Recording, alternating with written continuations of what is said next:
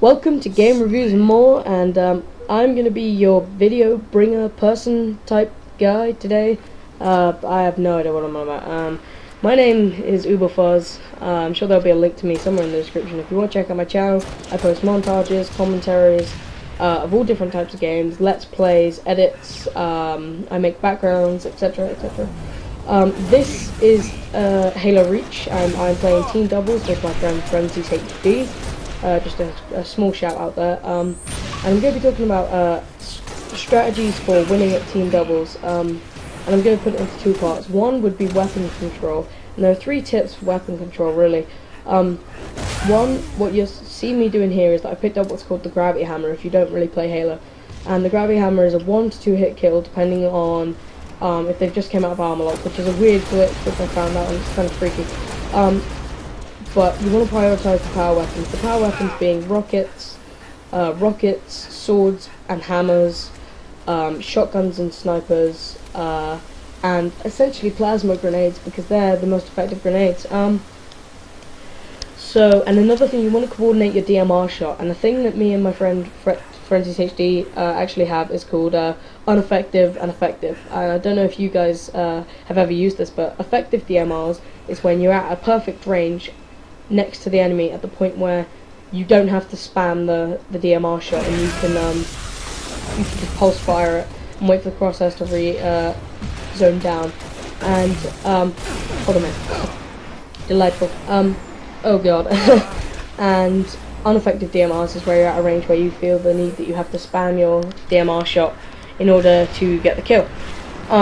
And the third tip that I'd probably give are frag grenades, or grenades in general. To coordinate grenades is a good idea. If you can get the callouts down, which I'm going to mention in a moment for map control, if you can get the callouts down, like here it says that I'm in water tank and now I'm on the yard. It's in the bottom left, opposite on the right side of my map. Now I'm on the concrete path, and now I'm in shed.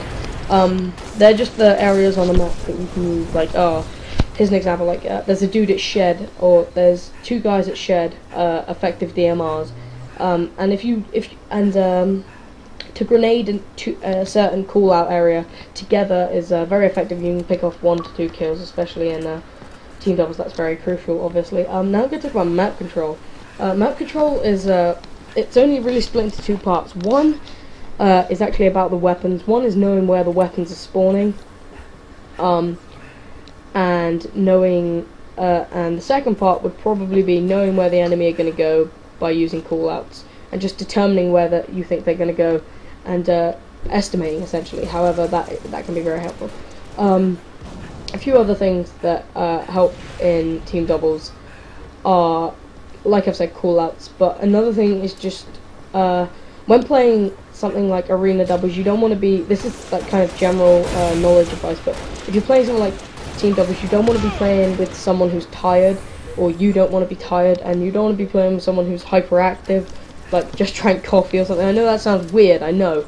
I mean, trust me, I'm saying it, but it's actually a fairly solid tip. Another thing is the one-shot method, which I've been using a lot more. It's say Frenzy's, in fact that situation was one there where I killed the guy on the stairs, not this situation, before I picked up the hammer.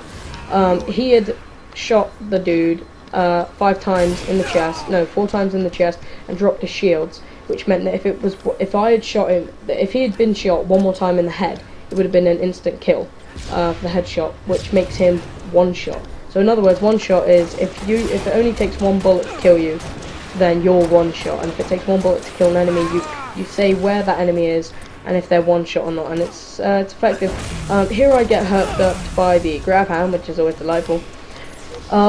Leave a comment on this video on what's your favorite game mode in Reach so far. Not just multiplayer matchmaking, firefight campaign, Forge World. I don't think theater counts as a game type, so I probably want to lay off that. But what's your favorite thing to do in Reach, essentially? Mine personally is just either Team SWAT or Forge World, or Team Doubles, of course. That was a really nice pickup from Frenzy's there. We realised the gravity hammer had been dropped off the map, and the unique thing about the gravity hammer, quote me on this, if I'm wrong then be sure to quote me and correct me. when it actually disappears off the map, it respawns again. I could be wrong, but here I had unaffected DMRs with a nice back strafe. Another thing, which is a general Halo tip, let me just bring up this here. No. Okay, so we're near the end. A good tip for Halo in general is learn how to strafe. Strafing is essentially moving to avoid. So if I was being shot, I could like move to the left and avoid a sniper bullet, which is the more common way to go. So again, here I am just picking up the gravity hammer, prioritizing it, making sure that they don't have it and that we do. I'm trying to get lucky. I'm trying to just stick these guys, but my grenades aren't very effective. And reloading, that's another big tip. I know like a lot of people understand reloading and they're not, and they're probably like looking at the screens like, oh my god, you retard, what? That's so obvious. But a lot of people, from what I've seen, actually forget to reload when they're, especially with DMRs. Like you need to reload the DMR at any point that you can, really, because it's kind of a, it's not linear at all because you have no control over.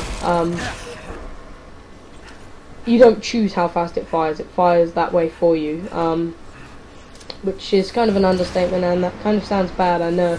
So if you want to review that and then leave a comment on how much I suck, go for it. Anyway, that's the end of the game. I had 12 kills, my friend had 13 kills.